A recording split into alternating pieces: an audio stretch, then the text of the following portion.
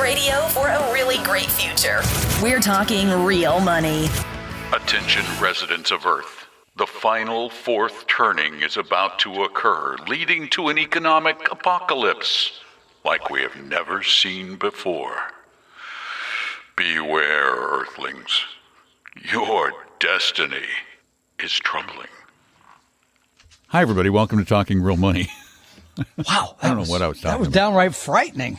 Really? Was it Please don't do really? that again. Okay. I don't know what button you're hitting, but turn it off. Yeah, the fourth. Apparently, the fourth turning is coming. I'm not sure what that is. We're going to talk about that in a minute. The fourth turning, not the third turning or the fifth turning. No, this is the fourth turning, and apparently, it's something you're supposed to be very concerned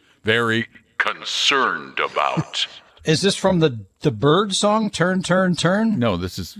Turn. No, that's only three turning. That's only three. That's only three turnings. They were ahead of their time. This is the fourth turning. We're going to get to that in a minute, but I want to give you a phone number in case you want to talk about the fifth or the sixth turning.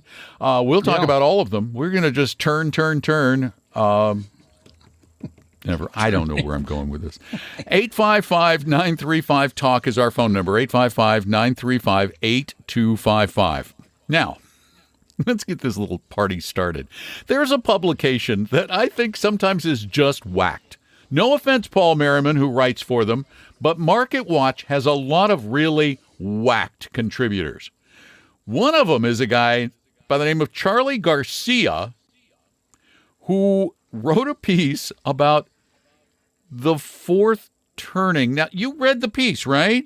I did. I was not familiar with the fourth turning prior to reading this piece. I will be honest with you about that.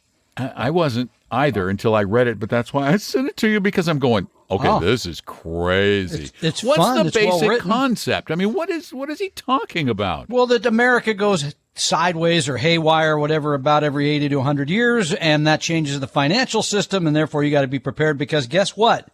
We're in that fourth turning right now. It started in 2008.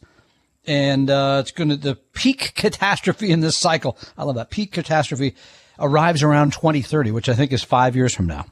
You only have 5 years to prepare for the fourth turning. This is just By the way, crazy talk. the other turnings were the Revolutionary War, which I think that was kind a of the turning. beginning. Yeah. Yeah. Civil War, that was War. bad. Okay. Yeah. Great. And then the Great Depression, World War II. Uh-huh. Yeah. Okay, so we've had three. Yeah. I get it. The first turning was the Revolution. Second turning was the Civil War. The third turning was Depression, WWII. Yep. And now we're in the fourth turning. And what is going to destroy us? Well, this time it's an interesting array of AI, which will eliminate so many jobs that people won't be creating income to pay taxes, to pay all of us old baby boomers our Social Security. That's part one of it, right? Part two, I believe he said that the U.S. dollar would no longer be the what's the currency of record, the world currency, the global currency. The global currency. So that's going away. We're going to have a co-currency, he says. Some kind. Or that would be like, I bet, Bitcoin. Co-conspirator. Not China, but another one. And then the imposition of wealth taxes. Uh-huh. Okay. Even though people have said that ain't going to happen, but that's going to happen. I mean, so that could happen. But the bottom line is what the take from the authors, William Strauss and Neil Howe. Well, that's the fourth turning book. That's right. Yeah, not the guy he wrote a piece about the book. Yeah. Is that you got to be prepared, because there's going to be a massive change, and you got to do something different. Now, here's the part I don't understand, because when I go back and look, since the Revolutionary War, Civil War, Great Depression, World War II, and 2008, 2009. What has happened to investors? And I mean, since really revolutionary, I mean, you still made money in stocks and bonds, right? Or is that let's see. The first stock exchange was not long after the Revolutionary War in New York on Wall Street. And pretty much since then, the market's gone up. And then with occasional pauses, but of course it's gone up. And as a matter of fact, it's gone up and made investors not just some, but tons more money than did gold. Well, and I looked. So from 2009, January 1st, 2009 to the end of this most recent quarter, 100% global stock portfolio in that period of time has made almost 11% a year. So the great turn has been a turn to profitability. Again, it's never the fact that these aren't interesting things and they're fun to read. When I read it, and it's written, what did he even say in here? I love this line. I thought it was about the U.S. debt. Where is it? I got to find the line here. Come on. Oh, here it is. The U.S. owes money that would make a drunken sailor blush. Which that's kind of okay. That's cute. a little funny. trite. But yeah, here's what my question was when I saw this. What's he pushing? Because there has to be. It's got to be crypto, gold, or a vested interest. And here's what it really is. It's those things too.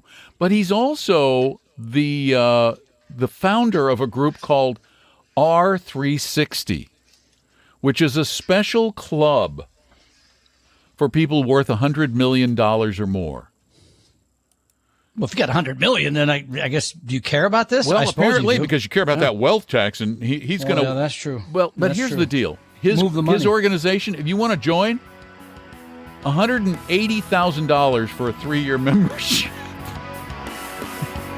You have to have $100 million to afford the fees. This is all just.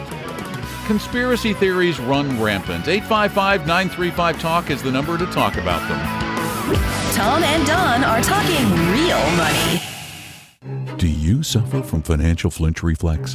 Hi, I'm Don McDonald, and financial flinch reflex, or FFR, is a widespread condition triggered by watching too much financial news and not having a solid retirement plan. Common symptoms include doom scrolling, yelling at your portfolio, and considering gold bars, crypto, or your brother-in-law's startup. Markets don't cause panic. Not having a plan for them does. The best treatment? A real financial plan. One that's based on your life, not the latest headlines. And yes, we're talking to you, future retiree. Start your financial calming regimen today with a free, no-pressure meeting with an Appella advisor at TalkingRealMoney.com or call 800-386-3004. That's TalkingRealMoney.com, because a plan is the antidote to panic.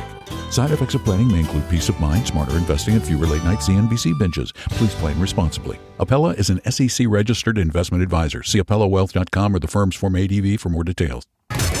Your guides to a really great financial future. Tom and Don are talking real money. Come on, admit it. You like being scared. Isn't that more of an end of the month thing? Yeah, I was going to say, isn't that more of an end of the month thing? You know, we do. We like being scared. This Charlie Garcia is just He's just playing us like a puppet master. He's just pulling strings. He's doing this entertaining. He's doing this academic prophecy kind of thing. This Nostradamus kind of deal. It's so obvious that we're in the fourth turn. And then he's doing playing on the tech panic. He's playing on the AI fears, which, by the way, they are. Did you watch that video I sent you? Yeah, of course I did. The British actress who's totally it's AI. Scary. All of her. Everybody in that video was AI, dude. I know. Everybody. Everybody should watch that video, because you watch it and you think, wait, a machine made all this? Uh-huh. It's astounding. There were no humans involved in the making of this project. Well, and that's another reason that, about half of Hollywood is out of work. Big write-up in the Journal today. About 250,000 people have left Los Angeles County in the last 5 years. Thank God we're near retirement age. You and I have had that discussion many times. 855-935-TALK is our phone number. We're real so far. Now, I don't know when we're going to turn into something other than real, but for now we're real, and you're calling from Bellevue. Sue, at least. Sue is calling from Bellevue. Hi, Sue. Welcome to Talking Real Money. Hi. Thank you for taking my call. Glad to do it. What's up? 2 questions. Okay. I plan to retire next year. I'm 68 years old. Plan to retire in March next year. I have 2 questions. One is, am I ready financially? Yes. Oh, no. I just took Pay no attention to Tom. I told him he can answer your question. Now I'm going to take it back from him. Okay, I'm done. Bye. Right. Go ahead. Are you ready? Okay, that's one. Ready? Yes. Okay. Go. What I have right now is $711,000 in 401k with Vanguard through work, and it's on Target Fund 2025, and it's 47% stock, and the rest is in bond. Yep. And I have 30,000 in S&P 500 and 30,000 in HSA, and then 50,000 in cash. I think you just advised to put in high yield savings account earlier. Yeah, because the yields are just great. But anyway, we're gonna go back. Let's look. So let's just say it's 800,000 for sake of argument. Exactly. Let's just say you've got an $800,000 portfolio. Is that about right? Yeah, about 820. Yeah. And how much do you need to live on in retirement? What's your annual income need? My spend right now is about 56 to 64.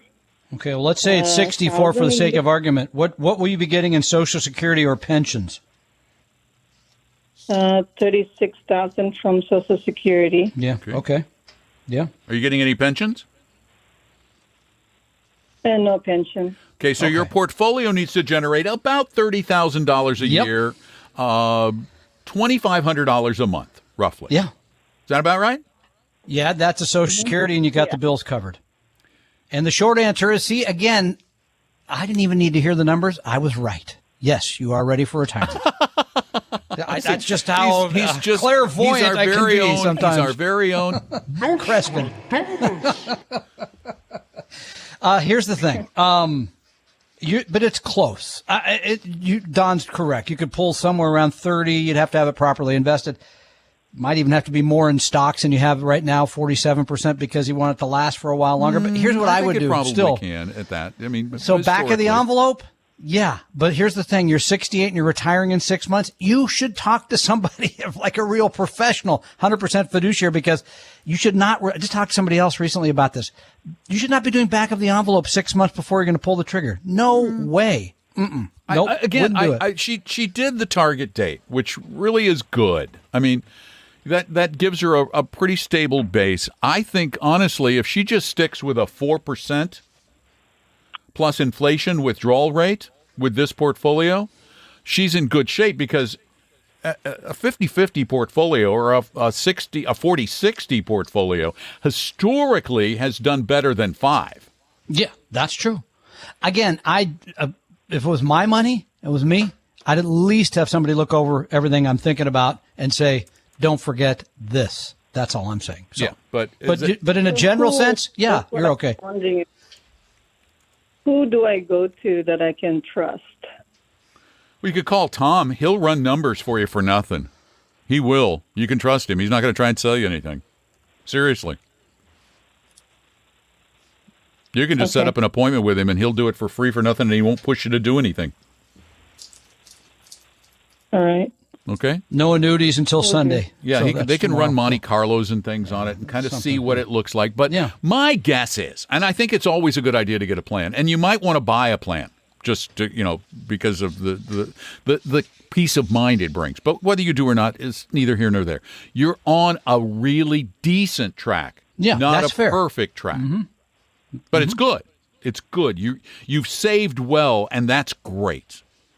And, if you probably, if you stayed with work another year, you'd probably be over the top. I mean, Well, and the other part is she should probably really consider the Social Security strategy. So you'd be taking it at 69. Is that what I'm hearing? Yeah. Okay. So that's probably okay too. Yeah, but all those things worth at least having a professional check on, make sure it all works. That's my take. Yeah. Thanks so much for the call, Sue. But you're in good shape. I think you deserve a pat on the back for getting where you got. That's great. 855-935-TALK is our phone number. 855-935-8255. Call us. Tom and Don are talking real money. For your real life and real future, Tom and Don are talking real money. And just to show how on the edge Sue is, she's right on the edge. She'll probably be fine. I ran some down and dirty basic Monte Carlos real quick, and it's so funny. In the 50th percentile, dead center, like between the highs and lows of the market on a 40-60 portfolio. Bad. Sure. Taking out 4% annually and adjusted for 3% inflation. Sure. She ends up at zero. Wow. Right at the 50th. How long? How far? At 95? Going out 30 years. Yeah, so 98. 20 something. Yeah, 98. Yeah. 98. Wow. So it's right there in the, so close to, you could win or you could lose. It's, for some people, that's okay. I find for most people, especially if you're single, it's pretty hard to say it's going to cut that close. Because if you feel like if you're married, the other person could do something to help. But if it's one, it makes me kind of nervous. Well, so. it does mean actually what the way I know it would work, I didn't run it that way because I know it always works, is the 5% flexible. Then it will work. Then yeah, it always works. If you just take out 5%, but that means some years you'd come out with less than $30,000 if the market goes down initially. So you might be a little, she just had to cut some expenses. Yeah, okay, that can be hard to do. So, or it could be like the guy in Arizona 20 years ago, right in the back row, put his hand up and said, "No, don't want to end up with anything. I want the last check I write to bounce." That's me, but it's not going to work out. Always love that one. I've done the math. You can write that to me right now. I'll cash it on Monday. I can't figure out how to make it work. 855-935-TALK is our phone number. You can call us, and we still have a lot of time left in the show that becomes a podcast, or you can do this crazy old thing called going to talkingrealmoney.com. Yeah, I just went off mic slightly. Go to talkingrealmoney.com, click on the contact form, and you can type a question. That goes to Tom, or you can speak a question, and they go to me, and then I hit this button right here, and magically... Hello, DT. Thanks for always being willing to answer questions and provide such great insight. Really appreciate it. My wife and I are 39 years old and have $510,000 in a Roth, $35,000 in a traditional. We will also be getting money from retirement for both of our jobs. We make a combined $230 currently, and obviously we can't tell the future, so we're just trying to determine a reasonable way to decide when to stop investing in a Roth and start to invest in a traditional to take advantage of the tax breaks. Is there a good calculator or tool, some other way to determine this? Any insight would be appreciated. The second part of that question is using a 457 deferred compensation plan. Our employer, Washington State Department of Retirement Services, allows us a 2% match. We obviously want to take advantage of that. And they offer both a Roth 457 and a pre-tax 457. Would this be a better option to max out first before dumping money into a traditional or a Roth?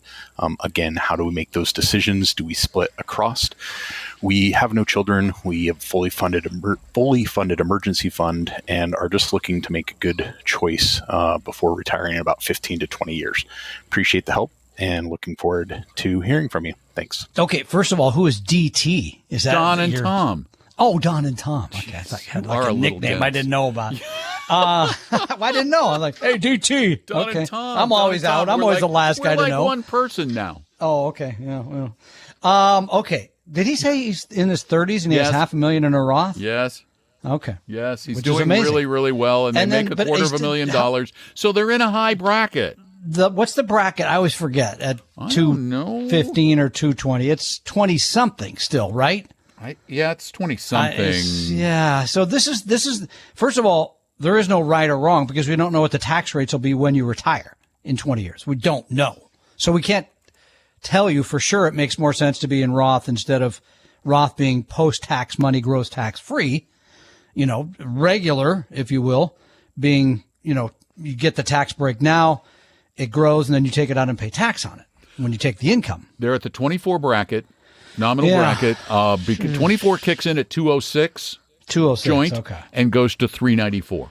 Yeah, so they're safely there. I don't know. What do you? It's just I would hard to know what to absolutely say. take the match. Oh no! But he was questioned? Should it be Roth or should you be traditional? First, you put the money in the 457 before the IRAs. Yeah, because you want to take that free money. Yeah, and then actually the deferred is pretty good in Washington State too. They have a pretty good program. Yeah, it's a good plan. Yeah. Then my leaning would be, since you've got so much in Roth now, and you have moved up the income ladder now, you're in a higher bracket. Save the 25% currently, which gives you more money to invest, and do it in the regular 457 than the regular Roth until you get back, up to about a 50-50. Then maybe change. I don't know. Tom and Don are talking real money. Reality radio for a really great future. We're talking real money. You could tell me now what I was going to say. No, what we both of us just recently read an article in the Wall Street Journal. And I get so frustrated. I get a little frustrated because we get way too focused. Instead of focusing on the fact that we made money on the stocks that we own or the stock fund we own, we get all hung up on the taxes. And there was an article in the Wall Street Journal, I think it was today. Was it today? Yeah, it was Laura Sanders. Yesterday. It's how to stop taxes from eating into your stock market gains. Well, one of the things I just want you to focus on, taxes are the price you pay for living here. Do you like it here? Then pay your taxes. Yes, but there's no reason to pay more. I know, but this gets really complicated. This is complicated. I'll give you that. Okay, but there's a couple of things that came out of it that I think are worth mentioning. First of all, because we had a question about this. The real place to pay attention to your taxes should be in taxable accounts. Most people get these conflated all the time. Like, well, can I do this in my IRA? No, you don't can want do anything to. in your IRA. You can do anything in your IRA. You can trade it. You can do it. But you don't have to worry tax about plan your IRA. No, that's the point. But taxable accounts, yes. There's several things to do. One would be make sure you're in tax efficient investments. And today's world, exchange traded funds beat the pants off mutual funds. Pretty easy. As a matter of fact, you could eliminate everything they talk about in this article. That's a good point. Pretty much. If you don't, because this article talks about all these individual stocks that you own on which you have big gains and how complicated it can be to reduce the taxes. Well, the easiest way to reduce the taxes is not to have all those individual stocks, not to have to do all this calculating, and just own an ETF that invests in all the good stocks. All of them. No, except there are times when some things will have made money and some things will have lost money. So you can offset Tax winners and losers. Loss planning. Yeah, harvesting. There's some things you could do there. I also think that you're right, this is a little bit far into it, but we should always know when you're going to create cash from a taxable account, for example, what your capital gains tax rate is going to be. Mm-hmm. That's important because it could be, zero, right? It could be 15, could be 20, could be 23.8. You ought to know that before you run off and sell anything. Number two, out of that area, because, and they do mention this you oftentimes buy a certain investment and then you buy more of that same investment later, right? So you like have a fund or whatever. Cost bases. Yeah, lots, right? Different purchases. That should be paid attention to. You're right. This article is, I think, for most people, way too far in the weeds, but basic things like that you should pay attention to. And you're right. Don't get mad. Be happy because you made money. That's a good point. I know where most of you in our audience fall on this tax bracket chart. I don't want anybody freaking out on tax brackets. Think about this for a minute. Married, filing jointly. If your income is under $96,700 a year, including your capital gain, all of those together, it's zero. So basically under 100. Right. Yeah. 100 to $600,000 is 15. Is it really that? It's that high? Oh, wow. Okay.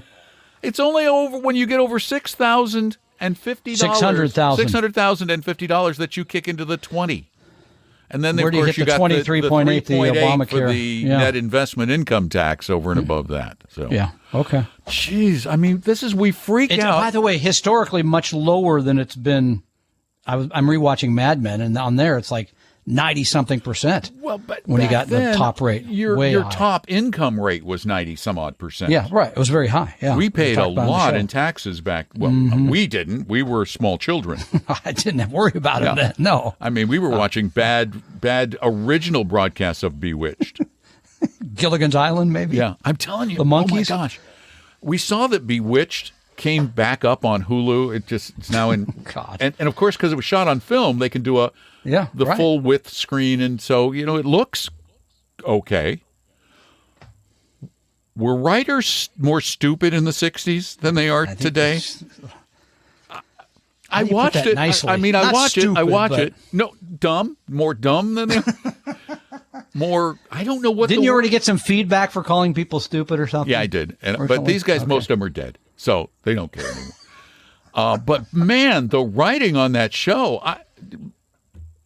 we watched it because for Did it have to nostalgia's be good sake. though? Did it have to be good? Well, because there were only 3 channels, so there was no competition.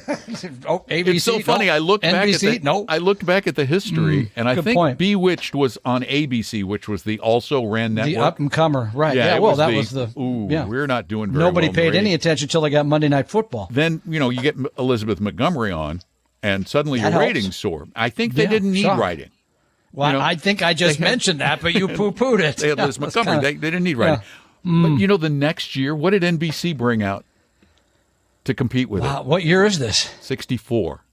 So 65, NBC brought out a show to compete, to go head-to-head with Bewitched. Gilligan's Island. I don't know. Dream of Jeannie. Of course. Think about yeah. it. You got Is that now you got Barbara Eden Eden, that's right. doing magic tricks. Yeah. Yeah. Well, okay. Yeah. Yeah. That's it. It's not very good television. Let's just be honest with ourselves there, okay? But the fact that you're watching it 60 years later says something. It's probably not good. It's But because my wife likes it. No, I'm watching all that it. violence. I'm watching it because she Okay, does that's not like. good. She That's good. does not like violence, so I watch No. Bewitched with All right, her because okay. I she'll think watch that's the nice. occasional crime show with me. okay. Although we did. Do you have BritBox? You should. Yeah. You have BritBox? We do. There was Along a with great, everything else. it was kind of soap opera-ish, but Debbie and I both liked it. It was Isn't that the one I'm watching Outlander on? I think I No, am. that's Stars, No? I think. Okay. Anyway, BritBox is all BBC shows. Yeah, no, I'm aware of what it is. Yeah, And right. this show was called Last Tango in Halifax. Almost every famous British TV actor is in this show. And, it was good. We liked that. Better than Bewitched. I don't know why I'm talking about television. Better than Bewitched. Better I don't than know where you Bewitched. went, but congratulations finishing. 855-935-TALK is our phone number. Oh, that's why I'm doing this, because nobody's on the line. There. It's your fault. 855-935-8255. Tom and Don are talking real money. Your guides to a really great financial future. Tom and Don are talking real money. That phone number that you need to use on Saturdays between noon and 2 Pacific time when we're live on the radio in the Seattle metropolitan area on Northwest News Radio is 855-935-TALK. That's 855-935-8255. If you don't call then, that's our only opportunity to actually have a live conversation, unless you call and set up an appointment with Tom or something. That's the only time. Otherwise, you have to go to talkingrealmoney.com, and there you can leave your question by speaking it, which I love because then I get to do them on the Friday podcast, or you can type them, and then we force Tom to step into the orator booth and speak the question to moi. Good thing most of the words are pretty easy, not multiple syllables. I can figure them out. I got the dictionary out if you need it. I never know. Theodore, right, just wrote us, literally right now. Just now. You got Just it just now. this second? Just How do you this get moment. him? Wait a minute. You can't read a. Wait. You can't read a I know. question that's This is not on a piece of paper. paper. I know. Ha, ha, ha. Okay, Theodore from Cedrola, he just wrote us. He said, Yeah. My wife is working in the Burlington Edison School District in Washington State. Yeah, it's up the road. There's an opportunity to invest in certain companies that come to the school district trying to sell their wares. Can you suggest one better than another, and how do I find out what they offer? After that, where do I go to find a company that is good? Thanks much for your help.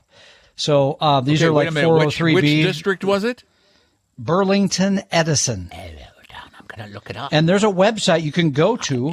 I forget that. Don, how do you remember all these crazy websites? What is it, like I'm 403B less of a Luddite something? than you.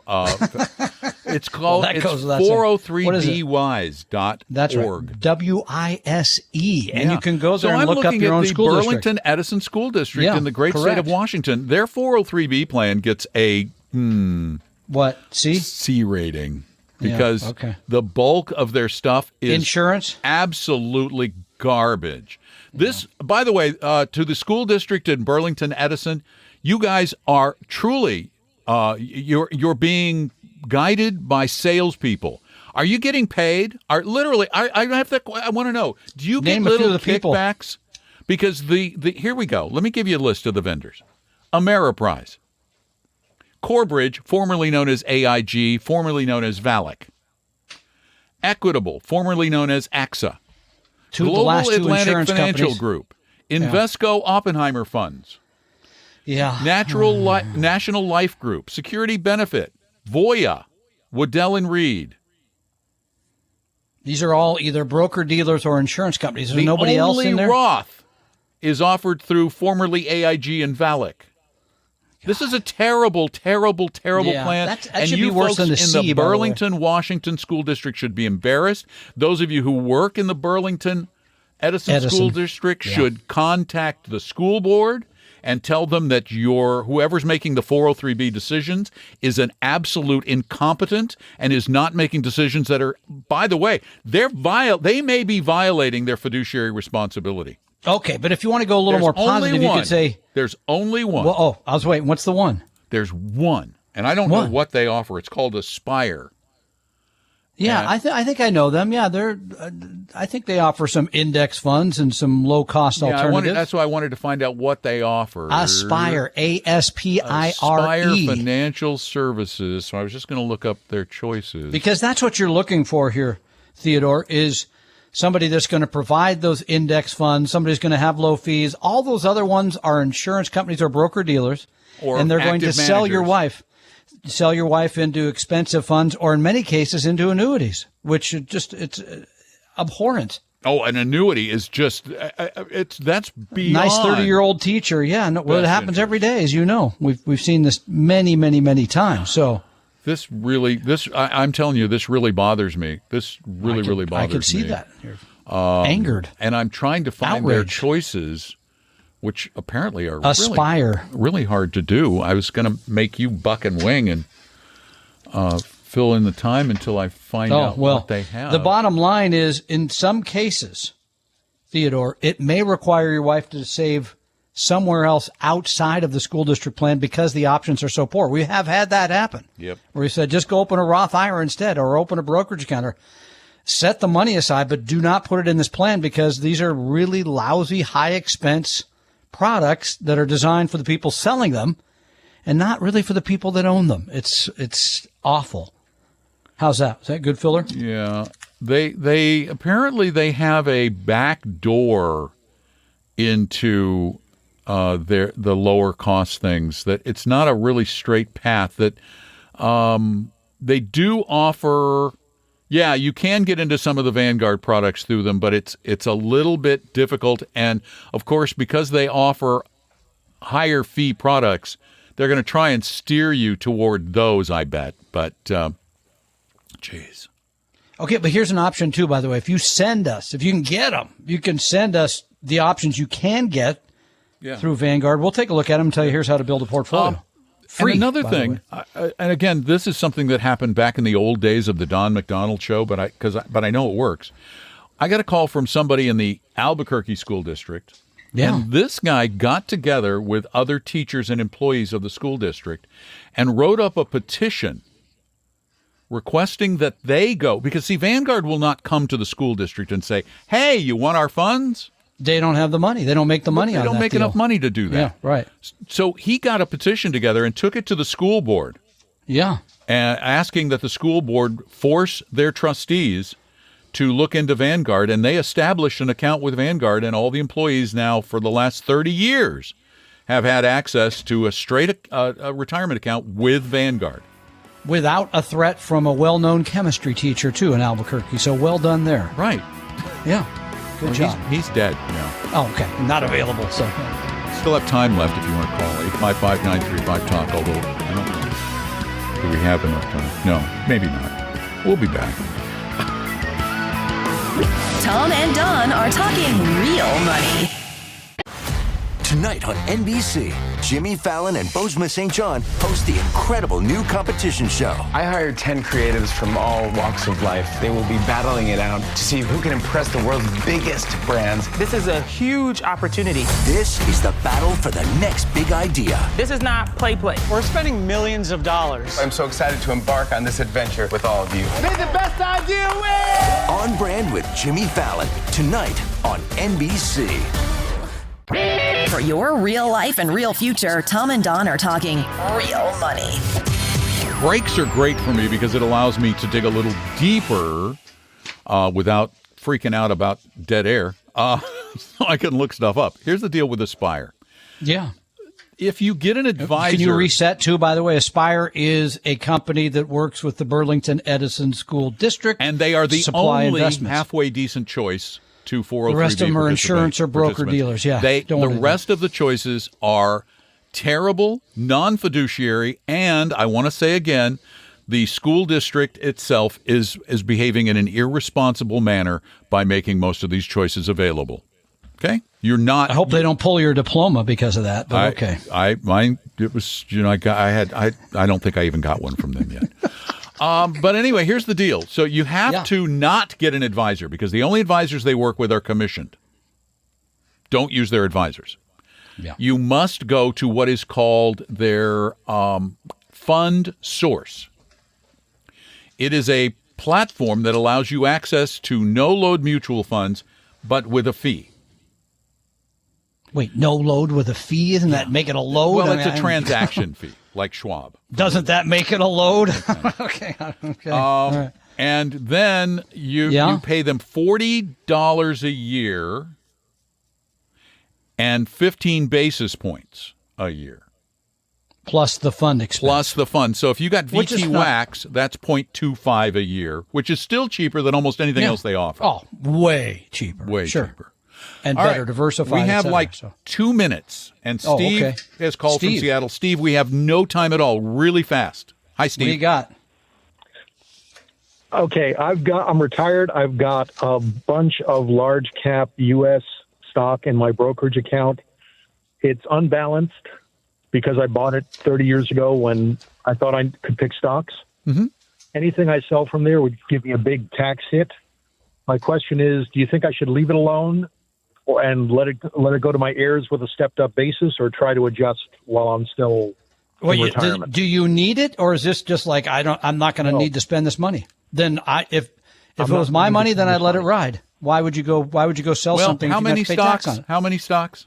Yeah, that's true. It could be how many? Yeah. About 20 stocks, Microsoft, Apple. Okay, so all big blue chips. They're all blue chips. There are no little tiny weird small cap penny stock kind of things that could go to nothing. I've sold off everything that had a loss. So all right. So here's the deal. You have a portfolio right now that is very unlikely to go to zero. Although it could suffer, one of those companies could go under and you suffer a major percentage loss or one or two. But the odds are against it. So the riding is okay. What I would probably do is a hybrid. I would let them ride with a little bit of selling now and again as the portfolio allows it or your bracket allows it. For example, if you're in the 24% bracket and you're not about to creep up to the next bracket, well, sell a little bit and pay the 15% capital gain.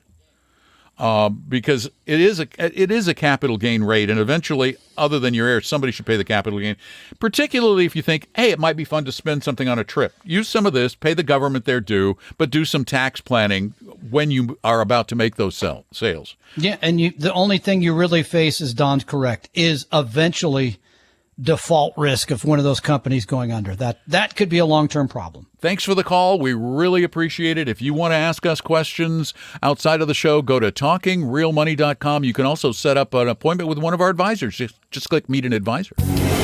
The opinions and views expressed on this podcast were current on the date recorded. Opinions, estimates, forecasts, and statements of financial market trends that are based on current market conditions constitute our judgment and are subject to change without notice, including any forward-looking estimates or statements which are based on certain expectations and assumptions. Although information and opinions given have been obtained from or based on sources believed to be reliable, no warranty or representation is made as to their correctness, completeness, or accuracy. Information presented on the podcast is not personalized investment advice from Appella Wealth. The views and strategies described may not be suitable for everyone.